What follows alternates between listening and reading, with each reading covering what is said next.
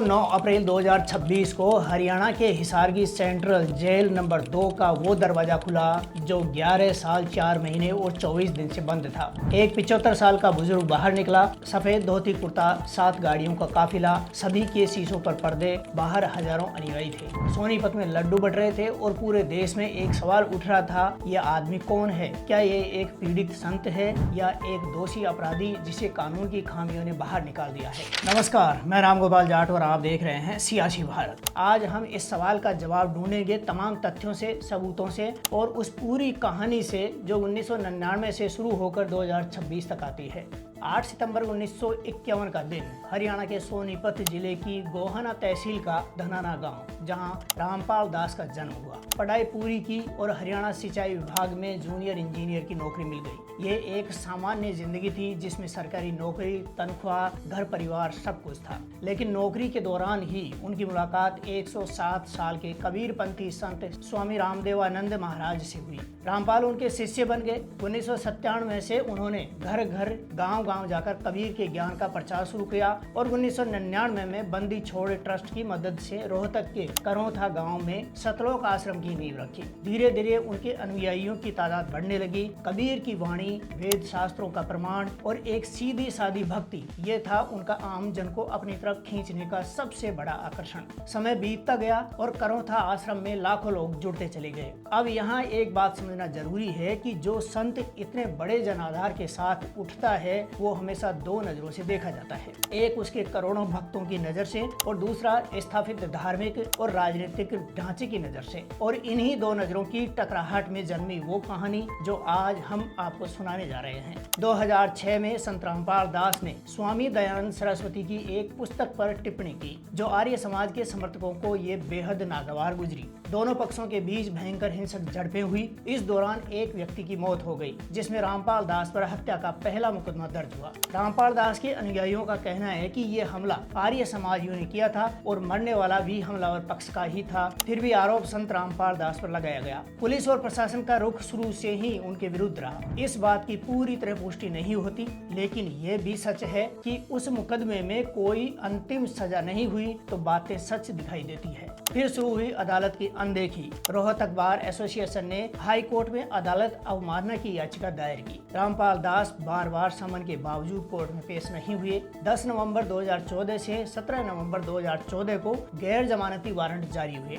17 नवंबर को भी जब गिरफ्तारी नहीं हुई तो हाई कोर्ट ने पुलिस को 20 नवंबर तक का समय दिया। यहाँ एक सवाल उठता है और वो सवाल उनके समर्थक भी पूछते हैं और उनके आलोचक भी। कोर्ट के बाहर भागना, समन को नजरअंदाज करना, ये किसी निर्दोष इंसान का आचरण है या किसी ऐसे व्यक्ति का जो जानता था कि उसके खिलाफ मामला मजबूत बन चुका है? ये सवाल अभी अनुत्तरित है। हिसार के बरवाला स्थित सतलोक आश्रम में 18 नवंबर 2014 को हरियाणा पुलिस वारंट लेकर गिरफ्तार करने आई, लेकिन पुलिस की एफआईआर के अनुसार जो दृश्य वहां मिला वह किसी आम धार्मिक स्थल का नहीं था। पुलिस ने लिखा कि रामपाल दास ने 600-700 महिलाओं और बच्चों को मुख्य द्वार के बाहर बैठा दिया था, जबकि 1500 से 2000 युवा लाठी, पेट्रोल बम और बंदूकें लेकर आश्रम की छतों पर तैनात थे। पुलिस ने लाउड स्पीकर पर घोषणा की तो जवाब में गिरफ्तारी के लिए हमारी लाशों के ऊपर से गुजरना पड़ेगा की धमकी मिली। जो पेट्रोल और डीजल के कनस्तर लेकर लोग बैठे थे। ये जो तस्वीर है इसे देखकर कोई भी सामान्य नागरिक पूछेगा, एक धार्मिक गुरु के आश्रम में ये युद्ध जैसी तैयारी क्यों थी? दूसरी ओर रामपाल दास के समर्थकों का तर्क है कि उनके श्रद्धालुओं ने स्वेच्छा से रक्षा करी,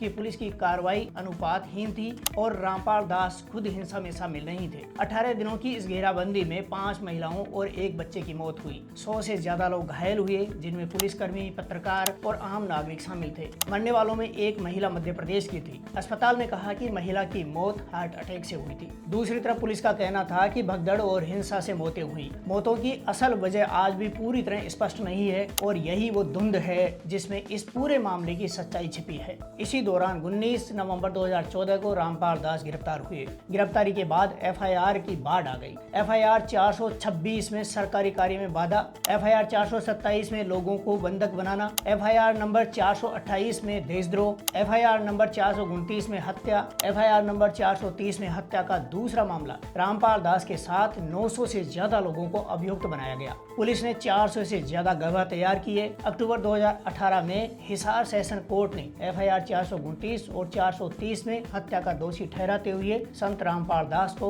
उम्र कैद की सजा सुनाई। यहाँ कानून का पक्ष बेहद साफ है। अदालत की बार बार अवमानना, भगोड़े की तरह छिपना, आश्रम में हथियार बंद भीड़ जुटाना, पुलिस को रोकना, ये सब मिलकर एक ऐसी तस्वीर बनाते हैं जो किसी भी न्यायिक दृष्टिकोण से स्वीकार्य नहीं है। कोई भी संत हो या आम नागरिक, कानून से ऊपर कोई नहीं है। अगर रामपाल दास वाकई निर्दोष थे तो उन्हें अदालत में जाकर खुद को साबित करना चाहिए था, न कि अनुयायियों को ढाल बनाकर कानून को चुनौती देनी चाहिए थी। लेकिन कहानी यही खत्म नहीं होती है। 2017 में FIR 426 और 427 यानी राजकार्य बाधा और बंधक बनाने के मामलों में अदालत ने रामपाल दास को बरी कर दिया। यह उनकी छोटी जीत थी, लेकिन संकेत था कि अभियोजन पक्ष के पास हर आरोप साबित करने के लिए ठोस सबूत नहीं थे। 28 अगस्त 2025 को पंजाब और हरियाणा हाई कोर्ट ने FIR नंबर 430 में उम्र कैद की सजा निलंबित कर दी। फिर 3 सितंबर 2025 को जस्टिस गुरविंदर सिंह गिल और जस्टिस दीपेंद्र सिंह नवला की खंडपीठ ने FIR नंबर 429 में भी उम्र कैद की सजा रोक लगाकर जमानत दे दी, लेकिन जेल से रिहा नहीं हुए। कोर्ट ने माना कि अभियोजन पक्ष के सबूत गंभीर रूप से विवादास्पद हैं, गवाह मुकर गए हैं, मेडिकल रिपोर्ट में विरोधाभास है और ये तय करना मुश्किल है कि मौतें हत्या थी या नहीं। इसके अलावा रामपाल दास की उम्र 74 साल और वे बिना किसी अंतिम दोष सिद्धि के 10 साल 8 महीने से ज्यादा जेल काट चुके थे। 13 सह अभियुक्तों को पहले ही जमानत मिल चुकी थी। इसके करीब 7 महीने बाद 9 अप्रैल 2026 को आया वो अंतिम फैसला। FIR नंबर 428 यानी देशद्रोह के मामले में भी जमानत मिली और रामपाल दास को 11 साल 4 महीने बाद जेल से बाहर निकाला। हाई कोर्ट ने कहा कि ट्रायल अभी चल रहा है, मामला अभी खत्म नहीं हुआ है, लेकिन अब इन्हें और अधिक समय जेल में नहीं रखा जा सकता है। रामपाल दास के वकील अर्जुन शोराण ने बताया कि जमानत की शर्त यह है कि वे कोई अवैध भीड़ नहीं जमा करेंगे। धर्म के प्रचार की पूरी छूट दी गई है। अब आते हैं उस सवाल पर जो सबसे ज्यादा जरूरी है, क्या रामपाल दास निर्दोष हैं? क्या वे दोषी हैं? सच यह है कि ये सवाल अभी अदालत में है। जमानत का मतलब बेगुनाही नहीं होता। जमानत का मतलब होता है कि सुनवाई पूरी होने तक स्वतंत्रता दी गई है और यही वो बारीक रेखा है जिसे हमें समझना होगा। रामपाल दास के पक्ष में यह है कि उनके खिलाफ 400 से ज्यादा गवाह बनाए गए, लेकिन उनमें से बड़ी संख्या में अदालत में मुकर गए। हाईकोर्ट ने खुद माना कि मौतें हत्या थी या नहीं ये साबित नहीं हो सका है। 2 बड़े मामलों में वे पहले ही बरी हो चुके हैं। 11 साल से ज्यादा अंतिम दोष सिद्धि के बिना जेल में रहना ये भारतीय न्याय व्यवस्था की एक गहरी खामी को उजागर करता है। चाहे कितने भी गंभीर आरोप हों, लेकिन किसी को भी अनिश्चित काल तक बिना फैसले के जेल में बंद रखना न्यायोचित नहीं है। लेकिन कानून का पक्ष ये भी है कि अदालत की अवमानना एक निर्विवाद तथ्य है। रामपाल दास ने बार बार कोर्ट की अनदेखी की, ये उन्होंने खुद किया। आश्रम में जो हथियारबंद तैयारी थी वो दस्तावेजों में दर्ज है। पुलिसकर्मी घायल हुए ये भी तथ्य है और 6 लोगों की मौत हुई ये भी सच है, चाहे वो किसी के भी कारण से हुई हो। उस घेराबंदी की परिस्थितियां पैदा करने में रामपाल दास की भूमिका थी या नहीं ये अभी न्यायालय तय करेगा। जो लोग कह रहे हैं कि रामपाल दास की जीत हुई है वे भी गलत हैं, और जो ये कह रहे हैं कि उन्हें फिर से जेल में जाना चाहिए वे भी फिलहाल आगे की बात कर रहे हैं। सच ये है कि देशद्रोह के मामले का ट्रायल अभी भी जारी है। हत्या के दोनों मामलों में सजा सिर्फ निलंबित हुई है, रद्द नहीं हुई है। अगर ट्रायल में दोष साबित हुआ तो रामपाल दास को फिर से जेल जाना पड़ सकता है। लेकिन ये मामला सिर्फ रामपाल दास का नहीं है, ये मामला उस पूरे सवाल का है